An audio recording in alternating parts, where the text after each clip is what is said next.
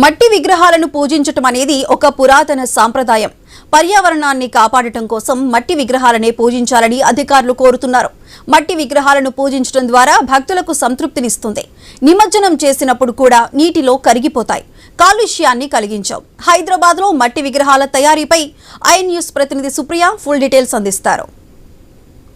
ఎక్కడ చూసినా కానీ వినాయకుడి అమ్మకాలు మొదలైననే చెప్పాలి. అయితే మనకు వినాయకుడి సందడి మాత్రం అప్పుడే మొదలైంది.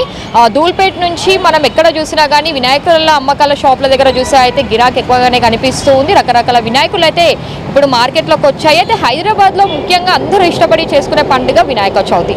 చిన్నపిల్లల నుంచి పెద్దవాళ్ళ వారికి ఎప్పుడెప్పుడు వినాయక చవితి వస్తుందా అని చెప్పి చాలామంది ఎదురు చూస్తూ ఉంటారు. అలాంటిది వినాయక చవితికి కూడా ఈసారి మార్కెట్లోకి మట్టి వినాయకులు ఎక్కువగా వచ్చాయి. ప్రజెంట్ ఇప్పుడు నేనైతే వినాయకుల అమ్మకాల దగ్గర ఉన్నాను. ఇక్కడ చూస్తే అయితే మనకు మట్టి వినాయకులు కూడా రకరకాల మట్టి వినాయకులు కనిపిస్తూ ఉన్నాయి. అయితే ఇక్కడ చూడొచ్చు మనము 5 ఫీట్ నుంచి 4 ఫీట్ వరకు రకరకాల వినాయకులు ఎంతో ఆకర్షణీయంగా కనిపిస్తాయని చెప్పాలి. అయితే పర్యావరణాన్ని రక్షించుకోవడానికి ఎంతో చాలామంది మట్టి వినాయకులను కూడా కొనుగోలు చేస్తూ ఉన్నారు. అయితే ఇది చెరువులో నిమజ్జనం వేసినప్పుడు ఇదంతా మనకు కలర్ అవ్వకుండా పర్యావరణం మంచిగా ఉండడానికి మాత్రము పర్యావరణంలో ఎలాంటి డిస్టర్బెన్స్ అవ్వకుండా ఉండేందుకు అయితే చాలామంది మట్టి వినాయకుని కూడా పూజిస్తూ ఉంటారు. అయితే 5 ఫీట్ల నుంచి సుమారుగా 20 ఫీట్ల వరకు మాత్రం ఇట్లాంటి మట్టి వినాయకులని కూడా మార్కెట్లో అయితే తయారు చేస్తూ ఉన్నారు. అయితే ఇలా చూస్తే రకరకాల మట్టి వినాయకులు కూడా మనకు మార్కెట్లో కనిపిస్తూ ఉన్నాయి. అయితే మట్టి వినాయకుల రేట్లు కూడా చూసినట్టయితే మనకు 5 ఫీట్లు 20,000కి పైగా,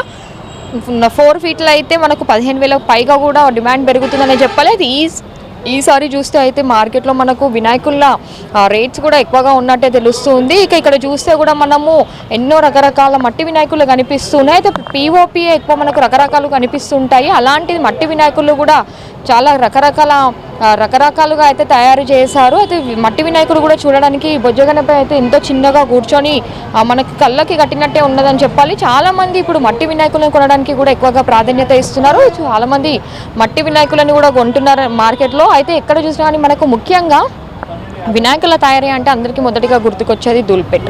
చాలామంది పలు జిల్లాల నుంచి రాష్ట్రాల నుంచి ధూల్పేటకి వచ్చి వినాయకులని కొంటూ ఉంటారు. అలాంటిది ఇప్పుడు మాత్రము నగరంలో మనకి ఎక్కడ చూసినా కానీ వినాయకుల తయారీ అయితే కనిపిస్తుందని చెప్పాలి. కొన్ని ప్రాంతాలలో, సిటీలోని కొన్ని ప్రాంతాలలో చూస్తే అయితే మనకు ఇటు మియాపూర్, కుకట్పల్లి, కేపీహెచ్పి, ఉప్పల్, నాగోల్, ఎల్బీ నగర్ లాంటి ప్రాంతాలలో కూడా ఎక్కువగా అయితే మనకు వినాయకుల తయారీ కూడా కనిపిస్తుంది. అయితే కళాకారులు కూడా 4-5 నెలల నుంచి వచ్చి వాళ్ళు పలు రాష్ట్రాల నుంచి వచ్చి హైదరాబాద్లో బస చేసి ఈ వినాయకుల తయారీని కూడా చేస్తూ ఉంటారు. అయితే మట్టి వినాయకులకి కూడా చాలా వరకు అయితే ఈ సంవత్సరం కూడా ఎక్కువగా డిమాండ్ పెరిగిందనే చెప్పాలి. మార్కెట్లో కూడా చూస్తే మనకు రకరకాల మట్టి వినాయకులు కూడా ఇక్కడ కనిపిస్తూ ఉన్నాయి. ఇక్కడ మనం విజువల్స్లో మనం చూసినట్టయితే క్లియర్గా చిన్న వినాయకులు మనకు 4 ఫీట్ 5 ఫీట్ వినాయకులు కూడా రకరకాలుగా వీళ్ళు దీన్ని కళాకారులు అయితే వినాయకులను తయారు చేశారు. అయితే చిన్న వినాయకులు కూడా మనకు మట్టి వినాయకులు కూడా ఎంతో ఆకర్షణీయంగా కనిపిస్తున్నాయని చెప్పాలి. అయితే చాలామంది పర్యావరణం కోసం కూడా ఈ ఎన్విరాన్మెంటల్ ప్రియులు అయితే ఎవరైతే ఉంటారో వాళ్ళు ఎక్కువగా మట్టి వినాయకులని పూజిస్తూ ఉంటారు. మట్టి వినాయకులని నిమజ్జనం చేస్తూ ఉంటారు. ఇలా 3 ఫీట్ 2 ఫీట్ వినాయకులు కూడా మనకు మట్టి వినాయకులు అయితే కనిపిస్తున్నాయి. అయితే ఈ సంవత్సరం కూడా చూసినట్టయితే మనకు ఎక్కువగా మార్కెట్లో పిఓపితో సమానంగా మట్టి వినాయకులు ఎక్కువగా కనిపిస్తున్నాయి అనే చెప్పాలి. అయితే ఒకప్పుడు చూస్తే మనకు ఎక్కువగా మట్టి వినాయకులు కనిపించకపోతుండే మార్కెట్లో, కానీ ఈ సంవత్సరం అయితే చూస్తే మట్టి వినాయకులు ఎక్కువగా కనిపిస్తున్నాయని చెప్పాలి. అయితే చాలామంది చిన్నపిల్లలు ఒకప్పుడు ఈ ప్లాస్టర్ ఆఫ్ ప్యారిస్కి ఎక్కువగా అట్రాక్ట్ అయ్యేవాళ్ళు. అంటే కలర్లు వినాయకులు రకరకాల డిజైన్లు ఉంటాయి కాబట్టి కలర్లు వాళ్ళ కళ్ళకి కొడతాయి కాబట్టి ఎక్కువగా పిఓపి వినాయకులు కొనేవాళ్ళు. కానీ ఇప్పుడు చూస్తే అయితే మనకు ఇంట్లో తల్లిదండ్రుల నుంచి పర్యావరణం గురించి లేదా స్కూల్స్లో పర్యావరణం గురించి నేర్చుకున్న వాళ్ళంతా పిల్లలు కూడా ఎక్కువగా యువత కూడా ఎక్కువగా అయితే మట్టి వినాయకుల పైనే మక్కువ చూపిస్తున్నారని చెప్పాలి. అయితే మట్టి వినాయకుల పైన కూడా లైట్గా వీళ్ళు అంటే కొంచెం ఆకర్షణీయంగా కనిపించేటట్టు లైట్గా పెయింట్ వేశారు. అయితే ఈ పెయింట్ మాత్రం మనకు నిమజ్జనం చేసినప్పుడు చెరువులోకి మాత్రం ఈ పెయింట్ వెళ్ళకపోవడంతో అయితే లైట్గా పెయింట్ వేశారు. ఇక్కడ మనం విజువల్స్లో చూస్తే అయితే ఈ వినాయకుడిని కూడా మనం చూడొచ్చు. మట్టి వినాయకుడు అయినప్పటికీ కూడా ఎంతో అసలు అద్భుతంగా ఆకర్షణీయంగా ఉందని చెప్పాలి. ఇలాంటి వినాయకులని కొనడానికి మాత్రము చాలామంది యువత అయితే ఈ తరంలో ముందుకొచ్చి మట్టి వినాయకులని ఇష్టపడుతూ ఉన్నారు. మట్టి వినాయకులకి పూజలు చేస్తూ ఉన్నారు. ఇంకా నగరం వ్యాప్తంగా చూస్తే అయితే ఎక్కువగా అయితే మనము ఎక్కడ చూసినా కానీ మనకు మార్కెట్లో మట్టి వినాయకులే కనిపిస్తూ ఉన్నాయి. అయితే మట్టి వినాయకులని కూడా చూసినట్టయితే మనకు పిఓపి లాగానే కనిపిస్తూ ఉంటుంది. అది పిఓపికి సమానంగానే మట్టి వినాయకులని కూడా చాలామంది తయారు చేస్తున్నారు. దానికి తోడు కూడా ఇటు పీసీబీ కంట్రోల్ అంటే పొల్యూషన్ కంట్రోల్ బోర్డు కూడా మనకు ప్రతి సంవత్సరం చెప్తూ ఉంటుంది మట్టి వినాయకులని పూజించాలి, మట్టి వినాయకులకే మనం ఎక్కువ ప్రాధాన్యత ఇవ్వాలి, మట్టి వినాయకులని నిమజ్జనం చేయాలని చెప్పి కాలుష్యం ఎక్కడ కాలుష్యం కావద్దు అని చెప్పి చెప్తుంటే. అయితే మహానగరంలో మనకు పొల్యూషన్ ఎక్కువగా ఉంటుంది, కాలుష్యమైన నగరం కాబట్టి ఇప్పుడు మట్టి వినాయకుల సందర్భంగా కూడా మనము పిఓపి ఎప్పుడైతే వినాయకులని తీసుకెళ్ళి మనం చెరువులలో నిమజ్జనం చేస్తామో ఆ సమయంలో మనకు అది కరిగిపోవడానికి చాలా టైం పడుతూ ఉంటుంది.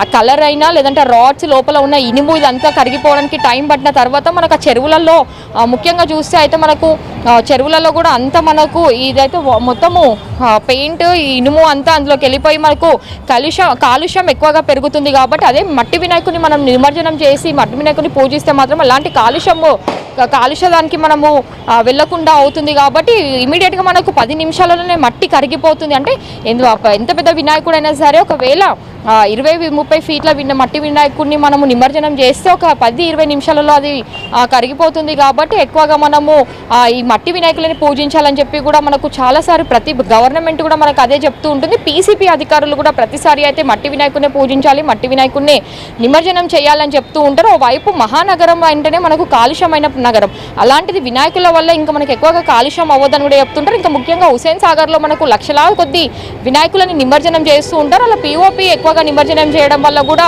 అక్కడ వాటర్ మనకు మొత్తం నీరు హుస్సేన్ సాగర్లో నీళ్ళన్నీ మనకు కాలుష్యం అయిపోయి ఆ తర్వాత అవంతా క్లీన్ చేయడానికి కొన్ని సంవత్సరాల టైం పడుతుంది. కాబట్టి అదే మట్టి వినాయకులను మనం నిమజ్జనం చేసుకుంటే మన పొల్యూషన్ మనం కాపాడుకున్న వాళ్ళు అవుతామని కూడా మనకు ఎన్నిసార్లు ఇటు పీసీబీ అధికారులు కూడా చెప్తూ ఉన్నారు. వీడియో జర్నలిస్ట్ నవీన్తో సుప్రియ, ఐ న్యూస్, హైదరాబాద్.